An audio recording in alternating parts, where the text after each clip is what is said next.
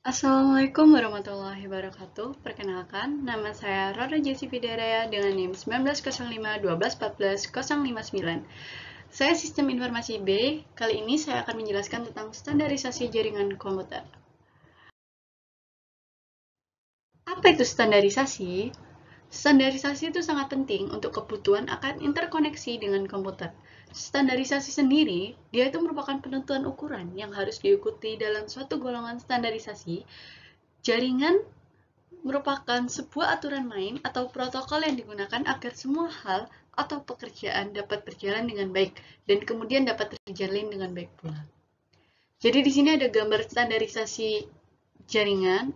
Ini ada protokol pengirim sama protokol penerimanya untuk mengirimkan pesan atau informasi dalam media transmisi.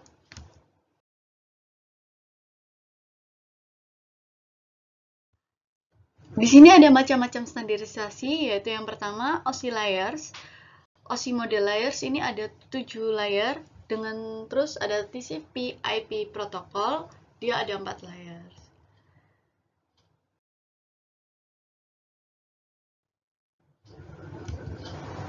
Lalu di sini ada gambar antara OSI layer sama model TCP. Di sini tuh mereka punya setiap layer itu punya isinya sendiri-sendiri. Misal kayak aplikasi, dia ada file transfer, web browser dan lain-lain sebagainya.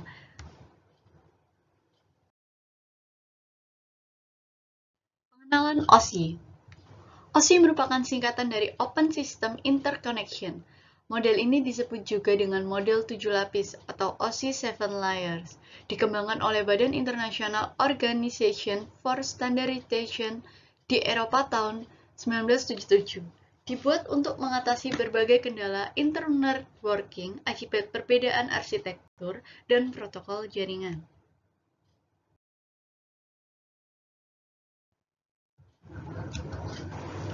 Di sini ada gambar dari OSI Layers, dia punya 7 kan, dia punya fungsi-fungsi sendiri dengan isi-isi sendiri. Yang pertama, aplikasi layer. Sebagai antarmuka aplikasi dengan fungsionalitas jaringan, mengatur bagaimana aplikasi dapat mengakses jaringan dan kemudian membuat pesan-pesan kesalahan. Jadi unsur itu berinteraksi dengan jaringan, misalnya FTP, Telnet, HTTP. Nah, terus selanjutnya ada presentation, layer ke-6-nya OSI. Dia itu menstabilisikan data yang hendak ditransmisikan oleh aplikasi ke dalam format yang dapat ditransmisikan melalui jaringan. Dia itu kompresin data dan enkripsi data. Nah, ini contohnya itu seperti network, virtual network computing atau VNC, sama remote desktop protocol, RDP. Terus sessions, layar kelima, yaitu mendefinisikan bagaimana connection dimulai, dipelihara, dan diakhiri. Dilakukan dengan resolusi yang lama. Nama, kemudian disalahartikan sebagai prosedur logon pada network dan berkaitan dengan keamanan. Contohnya, PAP, Printer Access Protocol, terus ACDP, Apple Talk Data Stream Protocol. Kayak gitu. Terus ada transport sebagai layar keempat, dia itu memecahkan data menjadi paket-paket data, serta memberikan nomor urut setiap paket, sehingga dapat disusun kembali setelah diterima. Paket yang diterima dengan sukses akan diberi tanda acknowledgement, sedangkan paket yang rusak atau hilang akan di tengah jalan akan dikirim ulang. Contohnya UDP, TCP, sama XPX. Terus network sebagai layar ketiga. Dia itu mendefinisikan alamat-alamat IP, membuat header untuk paket-paket, dan melakukan routing melalui interworking dengan menggunakan router dan switch layer. Dia itu juga melakukan proses deteksi error dan mentransmisikan ulang paket-paket yang error. Contohnya IP sama IPX. Nah, data link sebagai layar kedua, OSI, dia itu menentukan bagaimana bibit-bibit data dikelompokkan menjadi format yang disebut frame. Pada level ini terjadi error correction, flow control, pengamatan perangkat keras, dan menentukan bagaimana perangkat-perangkat jaringan seperti bridge dan switch layer 2 beroperasi. Contohnya itu internet dengan 802.2 dan 802.3, token bus 802.4. Lalu lanjut ke physical sebagai layar yang ke-1.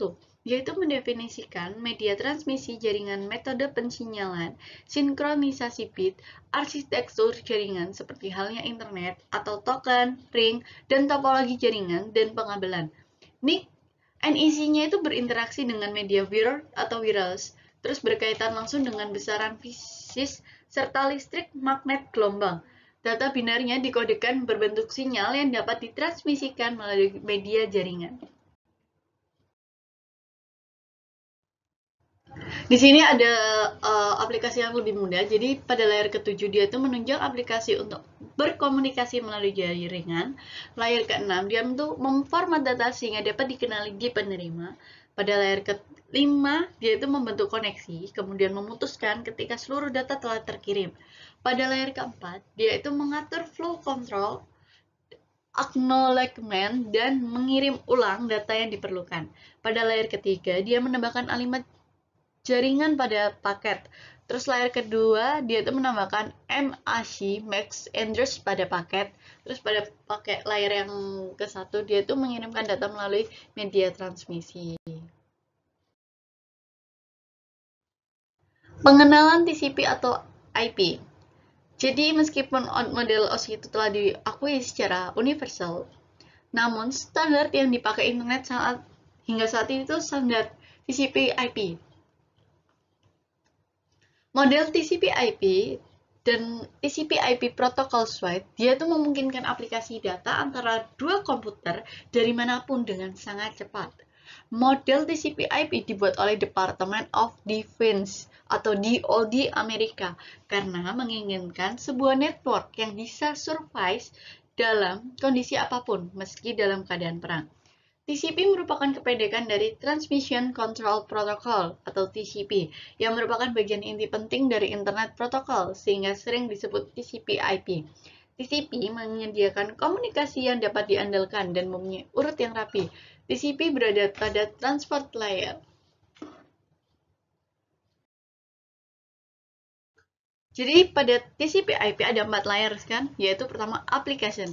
Dia itu menyediakan akses aplikasi terhadap jaringan TCP/IP yang menangani high level protokol, masalah representasi data, proses encoding, dan dialog kontrol yang memungkinkan terjadinya komunikasi antar aplikasi, contohnya telnet, DNS, FTP, dan lainnya. Terus ada transport host to host. Dia itu membuat komunikasi antar dua host yang menyediakan layanan pengiriman dari sumber data menuju ke tujuan data dengan cara membuat logical connection di antara keduanya. Terus dia itu juga memecahkan data dan menyatukan kembali data yang diterima dari application layer. Contohnya itu TCP dan UDP. Kita akan bahas TCP dan UDP itu di beberapa layer selanjutnya, di beberapa bab selanjutnya ya. Internet dan internet working, dia itu melakukan routing dan pembuatan IP menggunakan teknik encapsulation dan dia itu juga memilih rute terbaik yang akan dilewati oleh sebuah paket data dalam sebuah jaringan melakukan paket switching. Contohnya itu Internet Protocol IP, Internet Control Message Protocol ECM, terus ada ERP dan lain-lainnya. Terus ada physical dan network interface. Dia itu meletakkan frame-frame data yang dikirimkan ke media jaringan, mengatur semua yang diperlukan oleh paket IP. Contohnya itu ada beberapa arsitektur jaringan lokal seperti internet, token ring, dan lain-lainnya. Nah, dia ini ada contoh operasinya dan konsep enkapsulasinya. TCP UDP. Jadi UDP merupakan jenis protokol internet yang memungkinkan sebuah perangkat lunak pada komputer bisa mengirimkan pesan ke komputer lainnya melalui jaringan tanpa perlu adanya komunikasi awal. Terus TCP itu merupakan bagian penting dari internet protokol atau IP yang kemudian sering disebut TCP/IP. TCP berada di transport layer yang memiliki urutan rapi dan menyediakan komunikasi yang dapat diandalkan. Pada gambar-gambar berikut ya. Jadi TCP/IP dia tuh kalau error di tengah-tengah jalan, dia itu akan mengulang lagi data tersebut, pengiriman data tersebut. Kalau UDP, kalau error, data itu tetap ada gitu loh. Masih ada, nggak diulang. Terus datanya UDP itu mesti berantakan, gak beraturan. Kalau TCP dia itu berurutan. Terus connectionnya, reality bubble-nya itu ada lagi.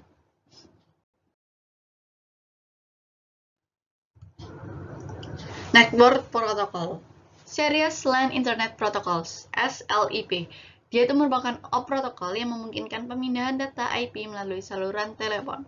Terus ada SMTP, Simple Mail Transfer Protocol. Dia itu digunakan untuk mengirim email, data dari komputer, pengiriman email ke server, email penerima. Terus ada HTTP atau Hypertext Transfer Protocol. Dia itu digunakan oleh WWW untuk mengidentifikasi bagaimana suatu pesan bisa diperformat dan dikirimkan dari server ke klien. Terus ada Telecommunication Network, Telnet, protokol jaringan yang digunakan di koneksi internet atau local area network. Terus ada FTP, File Transfer Protocol, dia itu berguna dalam berjalannya di lapisan-lapisan aplikasi yang merupakan standar untuk transferan file komputer antar mesin-mesin dalam sebuah internet network. Terus ada Lightweight Directory Access Protocol (LDAP). Dia itu merupakan dia itu dapat memungkinkan semua orang mencari resource organisasi, perorangan, dan lainnya seperti file, printer di dalam jaringan baik di internet atau intranet. Terus ada Secure Socket Layer (SSL). Dia itu paling banyak digunakan untuk enkripsi. Terus ada Simple Network Monitoring Protocol (SNP). Dia itu digunakan untuk monitoring device jaringan. Terus ada SSH, Secure Shell. Dia itu untuk memungkinkan pertukaran data secara aman antara dua komputer. Terus ada Post Office Protocol version 3, POP3. Dia itu protokol yang dapat mengambil email dari email server. Terus ada IMAP, Internet Message Access Protocol, yang digunakan untuk mengakses dan mengambil email dari server. Terus ada ICMP, Internet Control Message Protocol, ICMP, yang digunakan sebagai sistem operasi komputer untuk mengirim pesan kesalahan yang menyatakan sebagai contoh bahwa komputer itu nggak bisa dijangkau gitu. Terus ada point-to-point protocol yang digunakan pada wide area network. Terus ada domain name system, dia itu yang menggunakan pencarian nama komputer yang menggunakan TCP/IP. Terus ada HTTPS, dia itu sebagai versi aman dari HTTP gitu.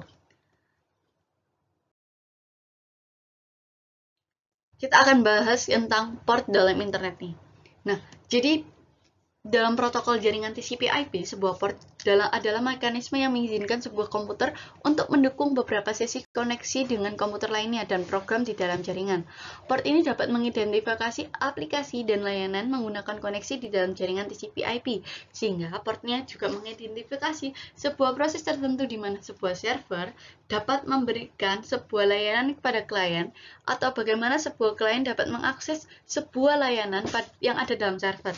Port itu dikenali dalam jumlah 16 angka yang disebut port number dan diklasifikasikan dengan jenis protokol transport apa yang digunakan ke transport, port TCP, dan port UDP. Karena memiliki 16 bit, dia itu maka total keseluruhannya itu 65.536 gitu.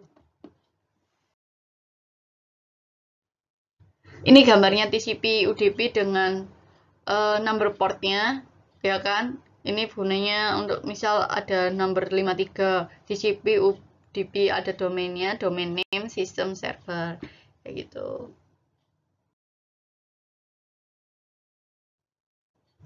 Dan terima kasih.